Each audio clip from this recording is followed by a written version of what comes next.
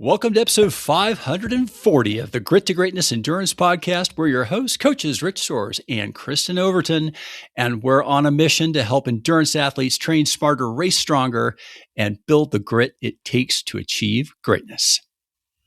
We have a great episode for you today.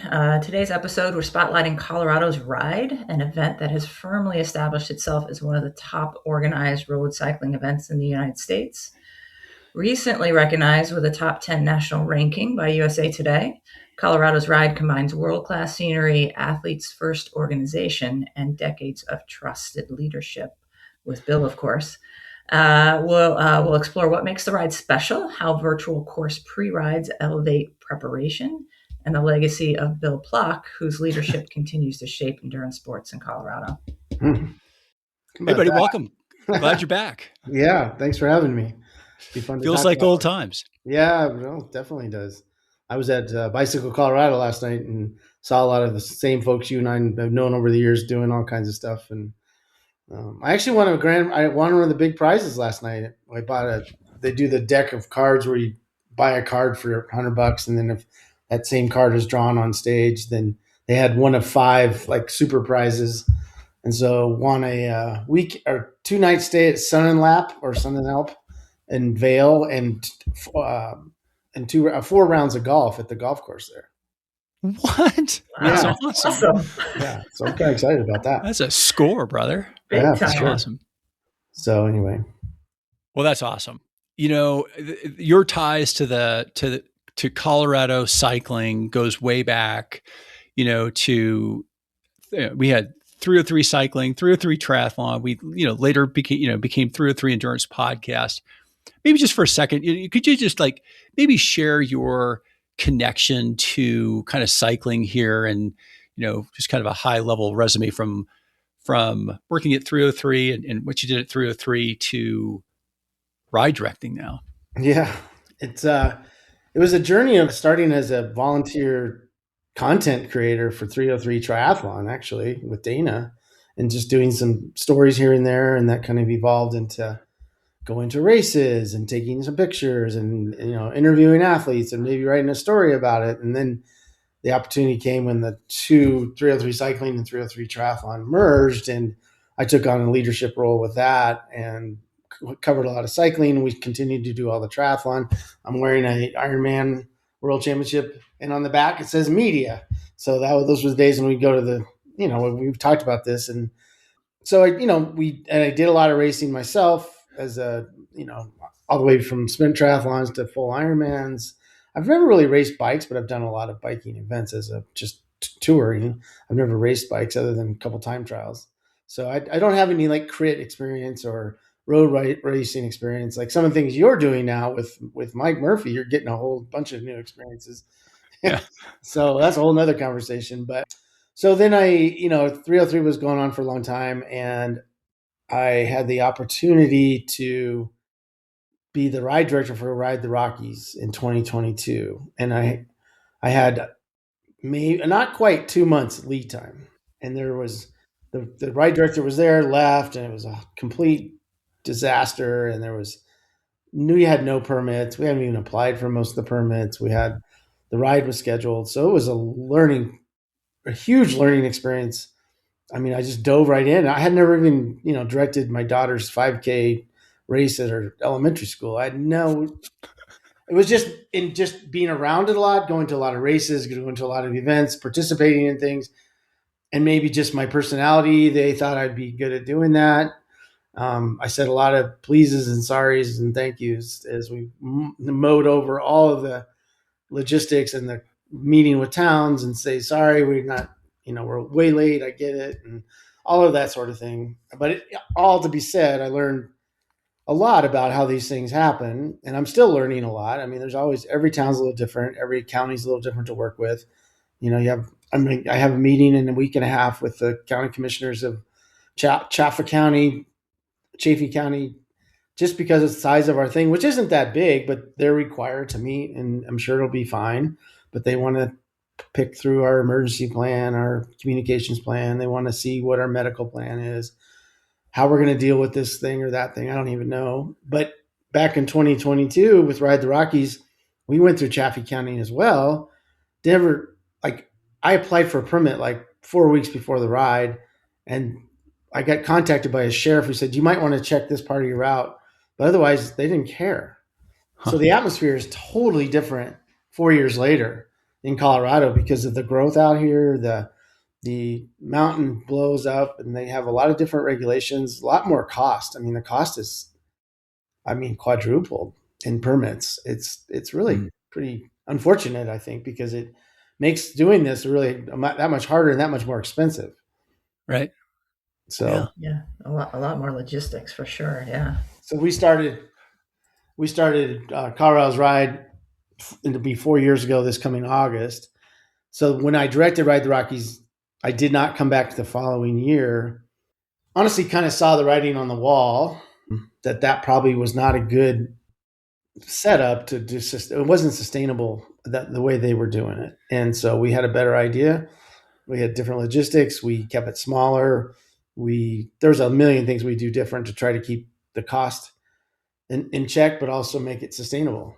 And, Ride the Rockies lost hundreds of thousands of dollars, and it's just not sustainable no matter how big the company is that owns it. And at some point they're going to say, no, we're not going to do this. So we've been successful so far, and we're growing, and still like to get a little more growth, but it's, building a community as we do it. Yeah. Well, we talked about this just a couple months ago. We had John to talk about this. You were at the time you had been nominated for one of the top, or I should say Colorado's Ride had been nominated for to be in the top 10 list of the best rides in the nation, organized rides in the nation. Yeah. And it had not been announced when we recorded, but since then, the people's vote put Colorado's Ride number 5 in the top 10. That's amazing. Oh, I was thrilled. I don't even know how we got nominated. I mean, number 4 was Ragbri, Bike New York was 2, and I forget the first one. And there's like these iconic, long-standing, big, huge rides, way bigger than us. Tour de Tucson was on the top 10. Tour of the Moon made the top 10. I think there were 7. Yeah. So that was a Colorado company. I met the new director of that organization last night, as a matter of fact, and we both congratulated each other. But yeah, it was super awesome, and it meant a lot. I don't know if it's translating to more people coming, but it's a good thing, and yeah, it says a lot. Yeah, it sure does. That's incredible. So awesome. And, just me growing up in Colorado and, hearing about Ride the Rockies. I feel like that ride has been around for ages, and always hearing about it and wanting to do it, but never doing it. But then, it morphing into something different, but still, looking at the roots, and, just looks incredible. So, I guess one of my questions for you is like, for someone hearing about the ride for the first time, or somebody who's just kind of on the fence about, oh, should I do this? Should I not do this? What do you think that makes the experience, something that a rider just doesn't want to miss?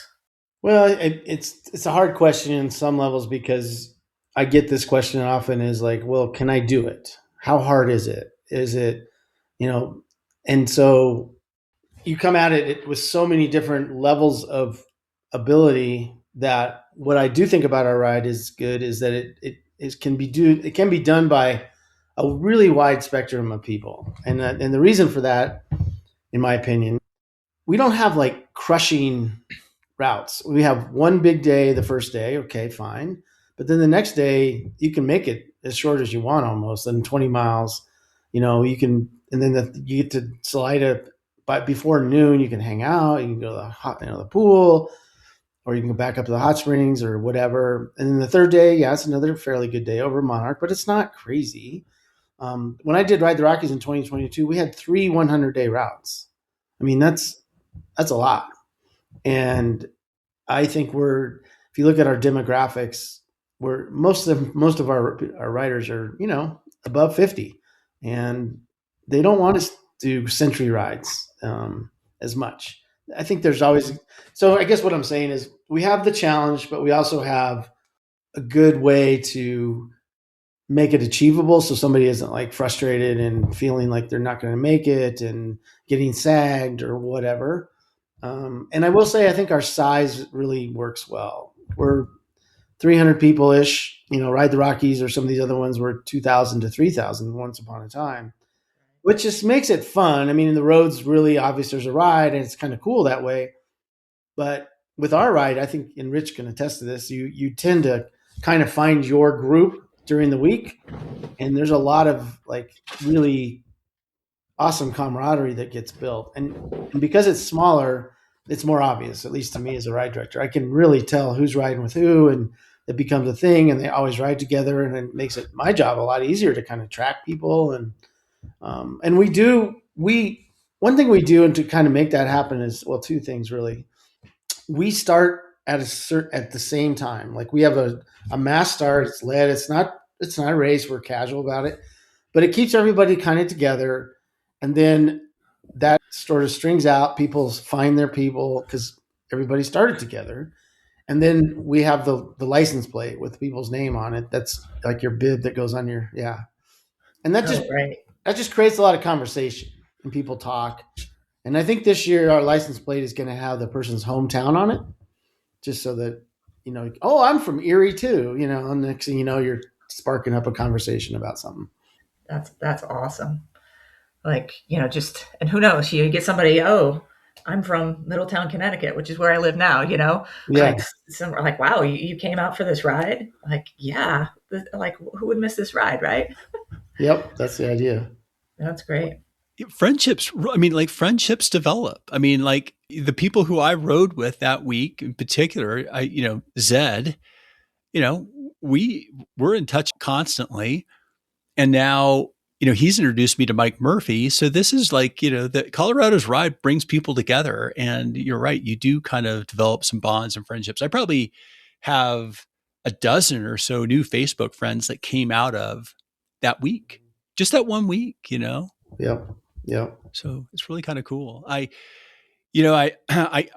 I'm really getting excited about this course as we've been thinking about this and planning out the routes to put on Velocity. We're going to talk more about this in a little bit, but it really has me really jonesing and figuring out how am I going to get there and do nationals this year. And I am going to figure it out, Bill. So you have to figure it out?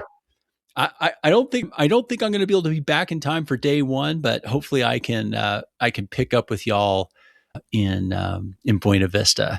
Oh yeah, okay, cool. Yeah, just depend. Yeah, it'd be a lot of fun because Mike was talking about that. Oh, go ahead. Well, Mike's trying to figure it out too. He really has his eyes set. I shouldn't say that. He's got his mind set on doing track nationals, which is the same weekend as Milwaukee USA Triathlon Nationals. Okay. So he might be in the same boat. If we were going to do it, it would be one of those things. We wouldn't get there until Monday night. So gotcha. But the course, you're right. The longest distance is 66 miles as I look through the courses here. But maybe if we could just go in a little bit more detail in terms of like, what are the demands? Like, what kind of climbing, should people expect? What, at what altitudes are we at? Maybe just give us a little bit of a peek about, behind the scenes around, like how much training do you think you might need for something like this? Oh man, where are you starting? Right, is always the question. Like, what's your baseline? What's your baseline? But I mean, the first day is going to be the hardest, in my opinion, because you're going to go over Cottonwood Pass, which is the third highest pass in Colorado, and it's almost 12,000 feet. Right, so you're definitely going to have some altitude, and it's not crazy steep. It's better than coming from the Buena Vista side, but it's a pretty long, sustained climb. It's, 40, I think it's about 5,000 feet of climbing altogether. So it's, 70, the first day is the longest. I think it's 73. But it's beautiful. And going up the Taylor River, it's absolutely gorgeous. And Taylor Reservoir and up over at Cottonwood. It's obviously all that area is stunning at the top. And then it's it's a pretty fast downhill into Buena Vista, and you're done. So, kind of get that mindset of the climb that, in theory, if we leave at say 7:30, you should be at the top of Cottonwood Pass, probably, between, I'd say, 11 and 12:30, and then from there it's kind of a downhill all the way to BV. Late lunch down in BV, yeah. Right. So that's the mile. I think that's the mind. You get in those mindsets where you just got to put your head down a little bit and get through the harder hour, let's say, and because I don't think you're not going to sustain a really steep climb for more than that. But if we were going to, for example, feature some segments of the ride, of that particular ride, it would probably be good to feature some of that climb, I imagine. Absolutely. People, yeah, good. Yeah, okay. I think people, we have more than half our riders from out of state. And so I think if they have the opportunity to get on this platform and try the grade of what these roads are, that will really give them a good heads up. I do think the other thing to think about, and you guys maybe you can talk about it, is altitude awareness and some of the things that you can do to sort of prevent an illness. There's, some people are just super, super prone to it. Some people try to get there early. I know there's a few drugs out there that people can take to try to minimize, but I don't know what the side effects of those are. So there's definitely ways to do it. But hydration obviously is a huge thing, right? So that's probably I would say I've seen that more than anything as a reason why somebody didn't get to the top, is because it's just the altitude just got to them. Yeah. Compared to the actual climbing, right? Right. Yeah. Yeah. And that's honestly not been that many people. So I can tell you over the last 3 years, we've barely sagged anybody. I think the group mentality is there. That always helps too, when you're seeing other people that might look like they're suffering more than you still doing it. And you're like, all right, well, if that person can suck it up, I can still suck it up. I think that totally plays into group rides. I think it's one of the best things about doing a group ride is that aspect. Yeah. Well, and what our hope is that by doing a group ride, like a virtual ride that is at the same grade, we can be talking about things like that during the course of the group ride. Yeah, we're at this grade. We're trying to keep this cadence. Mm-hmm. Let's talk about your gearing, and then let's also talk about how should you be hydrating at elevation? Why is it different? Why are you losing more moisture at higher elevations, beyond your sweat rate, just because of the altitude? And do you lose? I'm going to question you on that. Do you actually lose more moisture, or do you just feel like you don't? Because it's so dry. Let's say you're from Iowa, where you barely can move outside and you're sweating, but in the high altitude of Colorado and all that sun exposure, are you really losing more moisture, or just it feels like you're losing more moisture? Take the skin and the sweat out of it. Just talk about respiration, and the amount of water you're losing through respiration is more at altitude than it is at sea level because of the pressure. Oh, interesting. And not only that, is you don't realize you're losing that because you don't feel the sweat like you do at low altitude or when it's humid. And so you're like, oh, I'm dry, so I must not be sweating that much, so I don't need that much. So I think it's, it's a combination of those things. But the altitude and the pressure, interesting. Mm-hmm.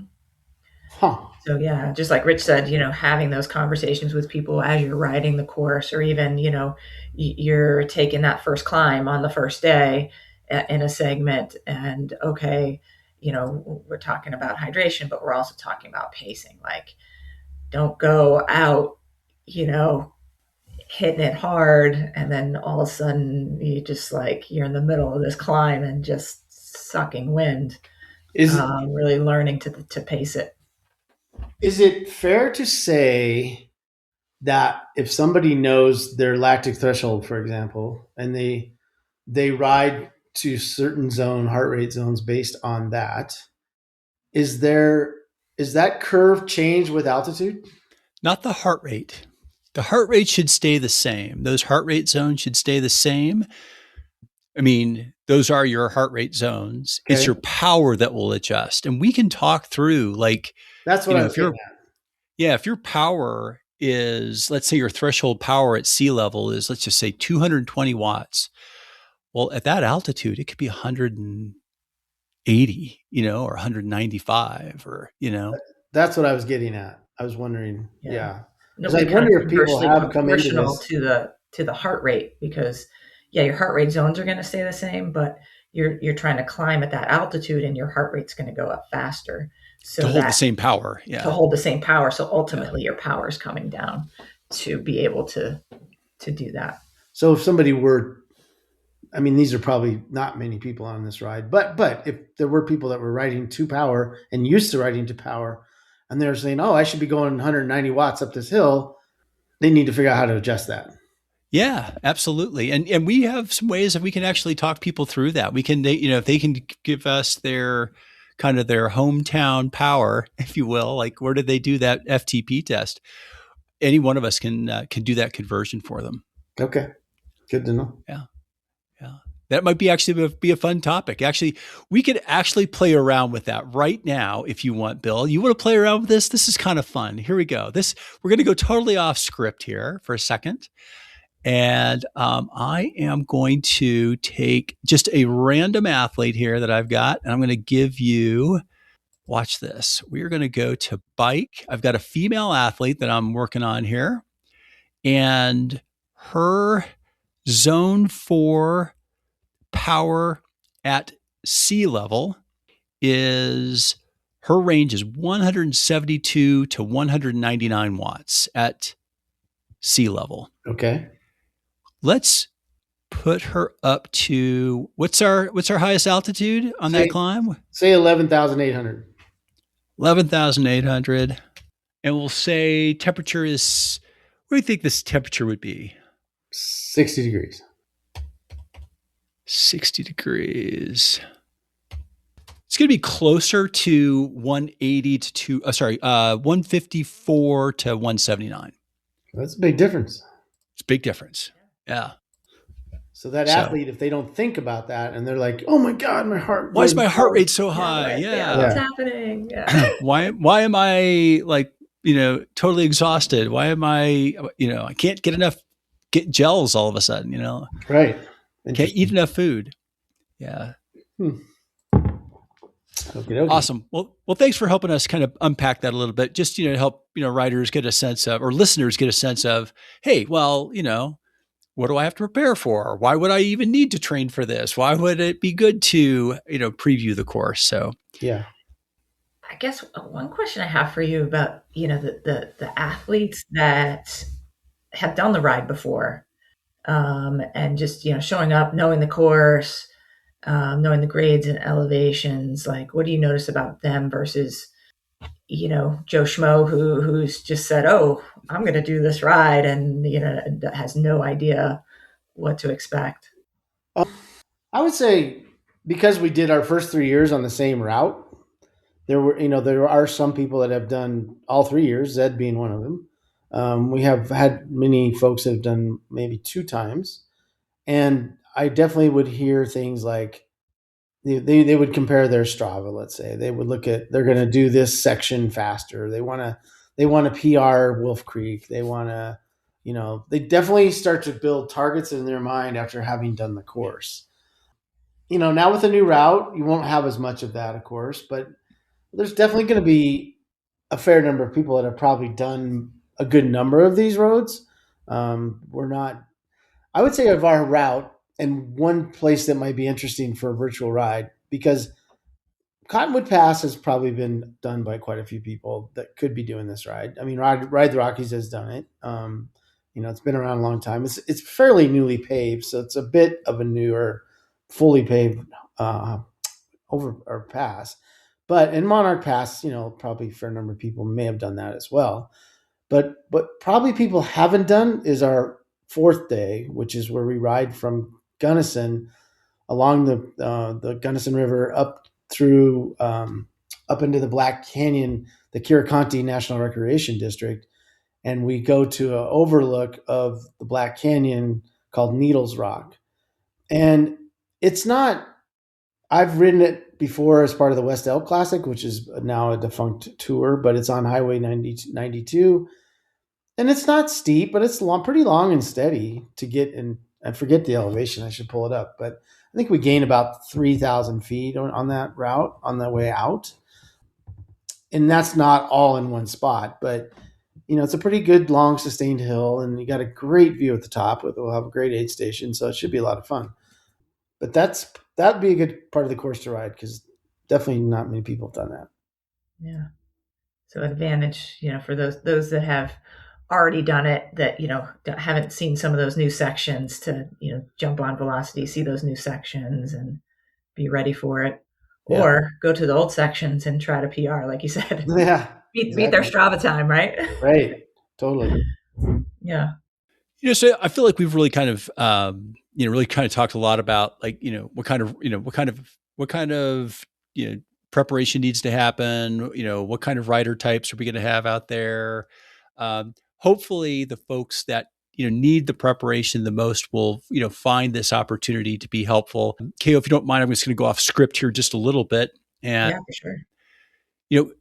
We're creating an opportunity for people who've registered for Colorado's Ride to pre-ride 1 hour long segments, each of the 5-day courses. We've been talking about this a little bit.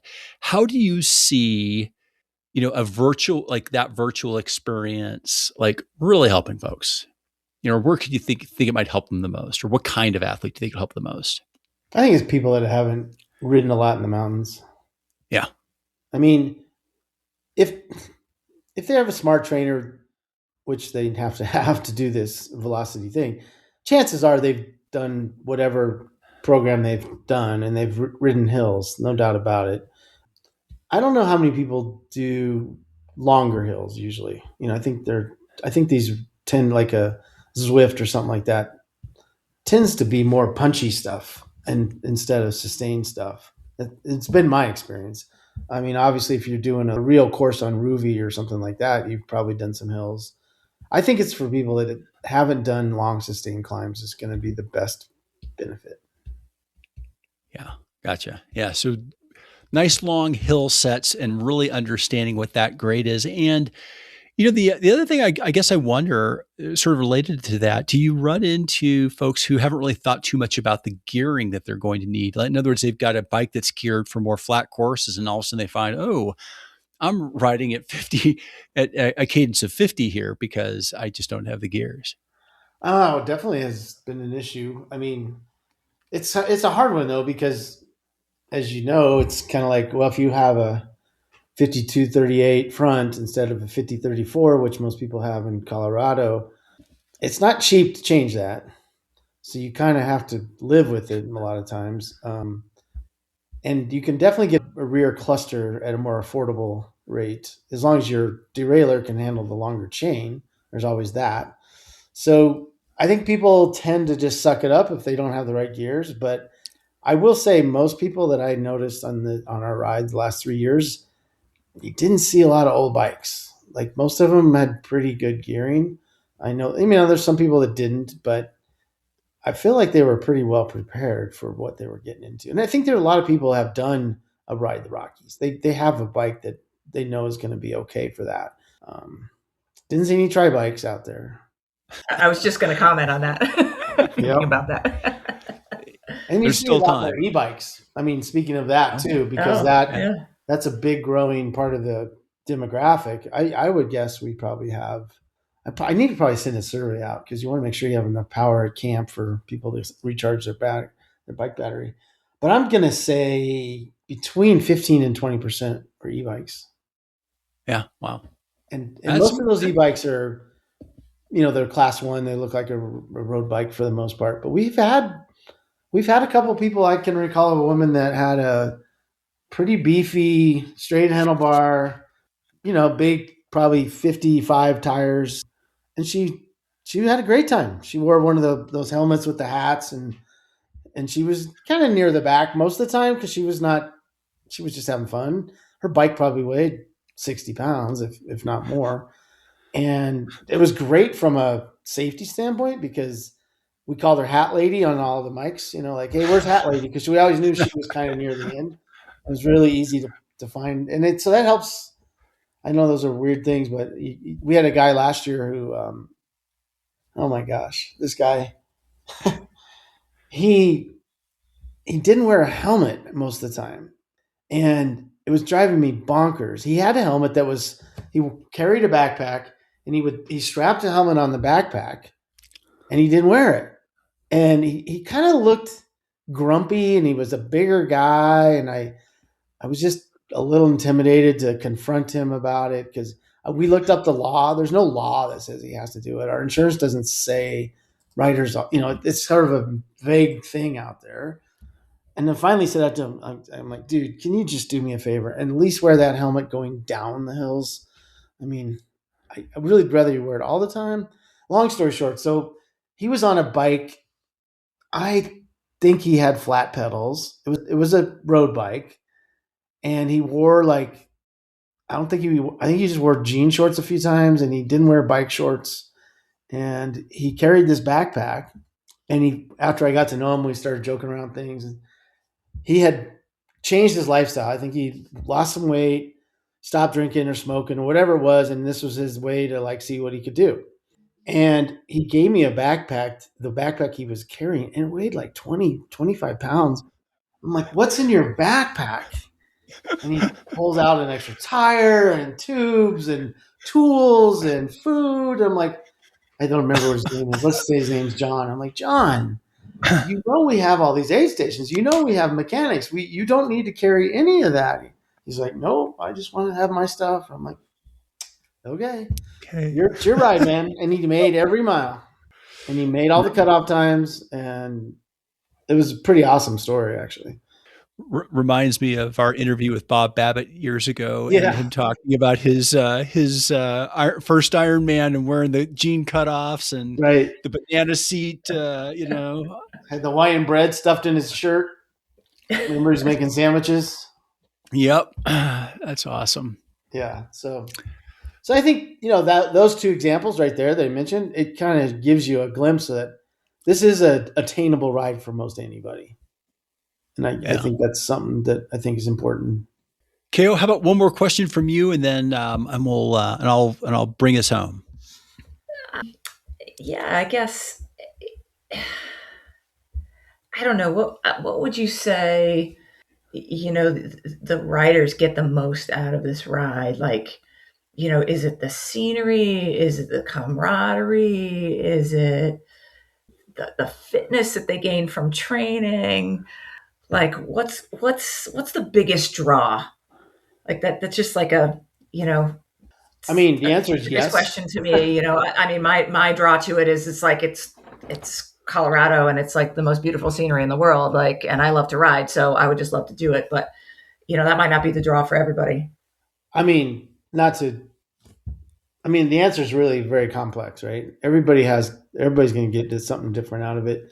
I think the overarching thing is achievement and just getting through the week and having a good experience, and hopefully doing it in a manner that they hope they could. And I think most people do that. There's probably a few people that just had a rough week for whatever reason. They weren't feeling good or mechanical problems or whatever it might be. And those folks are probably pretty disappointed. But I would say 90% of the people that come through that last finish line are pretty darn happy and pretty smiling for accomplishing it. And then there's these little micro factors. I'll just give you this example. So for the last couple of years, we've partnered with the Pagosa mountain bike high school team, and they've been at the top of Wolf Creek Pass, and they've given out peaches, and it's, they try to get donations, and they'll get $1,000, which for that team is huge. And what happened with that is that there was a dual benefit that neither side of that story thought was coming. The kids, when they were at the top, there was probably 15 of them, and they would take the bikes from the riders and rack them up for them or whatever. And then and they would cheer and be silly and just do all the things a high school team's going to do. And then the riders, they're hurting coming up the road, and all of a sudden there's these cheering kids and this, that, and the other. So I had several people at the end of the ride say that was their favorite part of the whole week, was just having these kids that cheered them on, made them feel great. But conversely, the kids all of a sudden realized that cycling is a lifelong sport. There's all these old people going up the hill, and they were like, oh my gosh, these people are amazing. So both parties really got something out of it that was probably not intended. That's a really great example. I think that I love that. And there's also I don't know whether you call it a craft fair or like the Wednesday stop that we did. Yeah. That was also pretty cool. Or Tuesday. What was the day that we? So that was on Wednesday. It was an incubator. Yeah. It was an old elementary school that was an incubator program for really tiny nonprofits. And, say single moms kind of, it's in a small town called Ignacio which just doesn't have a lot of resources. It's on a Ute reservation down there and limited resources for sure. And each of those little incubator nonprofits inside that school would get food, and then the riders would buy the food at lunch. And they came out of it with a pretty good amount of money. And the riders there was a nice courtyard. People sat around talking and met these really cool people who are trying to do better things for the world, and everybody enjoyed it. Yeah, the food's great. Just talking to the I guess hosts or vendors or whatever you'd call them, or the nonprofits. Yeah, it was great. So we do try pretty hard to involve the community, and we want the communities to want us to be there. In the last few years of Ride the Rockies, that was waning because not anything, for the most part, anything Ride the Rockies did. It's just the environment had changed where these towns had a hard time dealing with 2,000 people on bikes who majority were camping or in hotels, but it was just one night stays. And so once COVID really hit, it was really hard on towns infrastructure wise to have that kind of an influx for one night. Most of these music festivals or whatever are usually 2 to 3 nights, and that's much bigger impact. Yeah. That's awesome. Yeah, it becomes, more of the experience versus just the ride, which is, that's huge. For sure. It's an experience. Yeah. You can't just call this a ride. This is really an experience. It's a vacation. It's like it's a great, community building vacation. Yep. All right, Bill. So we're super excited about being a partner with you and helping athletes, get ready for this ride through a virtual riding experience. We've talked a little bit about this, and we put this through the lens of kind of a coach's lens and some of the benefits, and we've got eight takeaways, like coaching takeaways, that Coach KO and I are going to list out. Coach KO, maybe you can list the first 4. I'll list the last 4, the 5 through 8. And, maybe just, listen to the takeaways that we're going to read out. And maybe if you'd pick 1 or 2 of them that you think that you'd like to put an emphasis on in terms of the takeaways or benefits. All right. So Coach KO, I'll let you lead us off. Yeah, sounds good. So I guess the first one is, familiarity reduces anxiety. So, knowing the course, boosts your confidence and decision-making when you're on the ride. Secondly, training the terrain, not just fitness, you're actually doing the terrain. So matching those efforts to the climbs as well as the flats, the downhills, that kind of thing. It also allows you to practice pacing discipline. So, like I said, not just, saying, oh, my FTP is 200. I'm going to go, shooting up this mountain. You got to really dial it back. So, the virtual pre-rides help prevent, that early overexertion and petering out. And then, climbs are about patience. So, it's kind of the same thing, learn where to push and where to hold back and, what those little nuances are. Yeah. I think the other benefits are, just doing this in a group helps create accountability, and accountability helps create consistency. So training with others keeps athletes engaged. Mental reps matter. Visualizing through pre-riding and getting that experience builds execution confidence.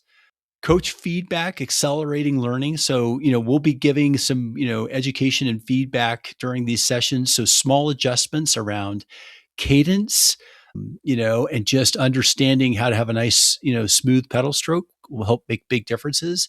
And then execution beats fitness. Smart strategy, really pacing yourself well, I guess is a little bit of a tie into some of the other comments, but really outperforms raw power, especially on multiple long days. So Bill, out of those 8, what are a couple, what's one or two that you'd emphasize? I think visualizing the road and visualizing what's next and how to deal with what's in front of you best. You kind of said that, I think. And then I like the idea of helping people understand it's more to success than just harder pushing. Like, the mixing up of the cadence, the proper gear usage, all the little things you mentioned, like the pedal stroke. I think that's the kind of stuff that can really be addressed in these environments. Because I used to teach spin class, and I know that was always something I emphasized was, all right, let's do this section at your normal cadence, or let's drop at 10, or let's add 10. So I think people, when they start to learn there's the skills of pedaling, can make a really big difference on a big day, because then you're not just stuck in one space, and that's where you start cramping. That's when you start getting uncomfortable. That's when your butt starts hurting the most. You're not standing. Maybe it's good to stand up once every 80 seconds or whatever it is that kind of relieves those pressure points. Yeah. That's great. Thank you. That really helps us too, as we think about, like, when we emphasize things and when we teach these classes, we'll know what to lean into. So, hey man, this has been a blast. Just going through this interview, exploring the course again with you, the preparation that we're going to do for these athletes, but we still have our fun segment, and I'm going to turn this over to Coach KO to close us out with our fun segment. Uh-oh. This is always the best part of the night, right? Thanks to April creating these great segments. So this segment is This or That Colorado edition. So the segment where I make you choose between 2 genuinely beautiful Colorado things, and you immediately regret being asked because you want to do both, but you only can pick one. So we're going to have 5 questions, 2 options each. Okay. Gut answer, or it doesn't count. No hedging. No, it depends on the season, whatever. You just have to pick it or forfeit. If you're hedging, you forfeit your altitude card. Like, that's it. Okay. That sounds fun. So here we go. So number 1. Okay. This or that: sunrise summit ride to Pikes Peak or sunset trail run in Salida? Sunset trail run in Salida. I knew you were going to pick that. I'm going to go with, just because I love this. I'm going to do the sunrise summit ride to Pikes Peak. And I knew that you were going to pick that, Rich. Just knew it. All right, number 2: Boulder Coffee Shop spin meetup or solo mountain grind over Loveland Pass? Solo mountain grind. Yeah, all right. I'd do that with you, Bill. We've done it before, so let's do it again. Yeah. Yeah. I feel like that's more epic. Actually, you can meet Boulder at the coffee shop anytime. That's right. We'll just meet back in Boulder. Yeah. There you go. Awesome. All right, number 3: gravel forever or I'm a pavement king or queen? Gravel forever. Yeah, one of these days I'm going to get a gravel bike. I don't even have a road bike anymore. So, for the Between the two of us, make one real cyclist. Yeah. There you go. So you're clearly the pavement king. Pretty much, yeah. Yeah. All right, number 4: train through a famous Colorado single-day snowstorm or skip the workout and snuggle up to some John Denver? Oh, John Denver ruined it. If you said snuggle up to watching a Taylor Sheridan show, that's a no-brainer. I might take John Denver. I'm over my days of training in bad weather.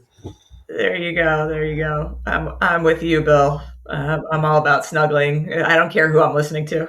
Isn't that why you guys do indoor show or indoor training, so people don't have to do the outdoor stuff in the bad weather? Exactly. All right, last one, guys. Red Rocks concert or triple bypass finish line? triple bypass finish line. Yeah, especially if I can skip straight to the finish line. Yeah, right. Count me in. That's kind of cheating, isn't it? Yeah, I guess so. Oh, this is great. Yeah, I'm with April. Like, it's hard to pick all of them, and I just want to do everything. Yeah, no doubt. So that was This or That Colorado edition. 5 impossible choices, but all of them beautiful in their own way. So yeah, no doubt. Nothing's ever wrong, right? So I'm going to put it out there to the world. Drop your picks of this or that to our Facebook group page. Tag at Grit2Greatness Endurance so we can see what your combinations are, and if you have some story about sunrise on Pikes Peak or whatever it is, we want to hear about it. So bring that to us. Cool. Awesome. All right, let me close this out here with a real quick shout out to our show sponsor, Vespa Power. Vespa Power Endurance helps you tap into steady, clean energy so you can stay strong, focused, and in the zone longer. Vespa is not a fuel. It's actually a metabolic catalyst that shifts your body from burning sugar to burning fat, which is going to actually help you go further, farther, and longer. Less sugar, higher performance, faster recovery. There is a discount code here in the show notes, G2G Vespa 15, or if you click on the link, that will automatically load the discount into your cart. Anything that you want to buy anytime, all of our athletes are using it. They are a sponsor that is on our kit. We believe in them that much. Thanks for spending time with us today and with Bill Plock from Colorado's Ride here on the Grit2Greatness Endurance Podcast. If you enjoyed today's episode, please follow Grit2Greatness on Apple Podcasts or YouTube. It helps us reach more athletes like you. Please also follow Colorado's Ride. Stay gritty, train smart, and keep chasing greatness. We will see you next week, and we're going to see you on these rides.